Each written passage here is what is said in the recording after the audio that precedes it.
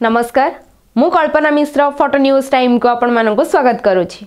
Kandhamal people's forum सभापति राधामोहन महापात्र प्राय 50 रु ऊर्ध्व फोरम कर्मकर्ता सहित 5T ओ नवीन ओडिशार अध्यक्ष भिके पांडियन को साक्षात करथिले।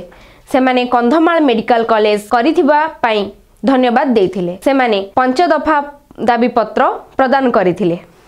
नवीन निवास रे कंधमाल पीपुल्स फोरम पक्षरु श्रीजुक्त भिके पांडियन 5T अध्यक्ष एवं नवीन ओडिशार अध्यक्ष तांको साक्षात करथिलु एवं कंधमाल जिले में चली सरकारी मेडिकल कॉलेज पाई श्रीजुक्त भिके पांडियन को एवं माननीय मुख्यमंत्री को अशेष अशेष धन्यवाद जनइथिलु एवं तत्सहित कंधमाल जिलार जो हेडक्वार्टर हॉस्पिटल रही सेठारे जो डाक्तर समस्या रही एवं डायलिसिस समस्या रही जो समस्या गुड़िक रही पूरण करने आम माननीय अध्यक्ष को अनुरोध करूँ एवं सी यही दाबी को पूरण करी डाक्तर नियुक्ति करेंगे बोली प्रतिश्रुति देते।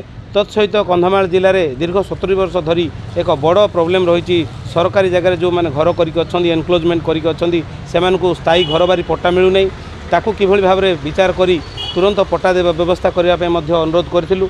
ता सहित कंधमाल जिला जो पर्यटन क्षेत्र रही तार विकास कंधमाल को इको टूरिज्म हब्र मान्यता देवाई आम दाबी उपस्थापन करूँ। ता सहित संबलपुर एवं गोपालपुर भाया फुलवाणी रेल लाइन जो आम शुणा पाचु जे चकापादरू डाइवर्ट हो किभली भाव में हेडक्वार्टर को फुलवाणी हेडक्वार्टर देकी जावाई व्यवस्था कराऊ बोली आम अनुरोध करूँ।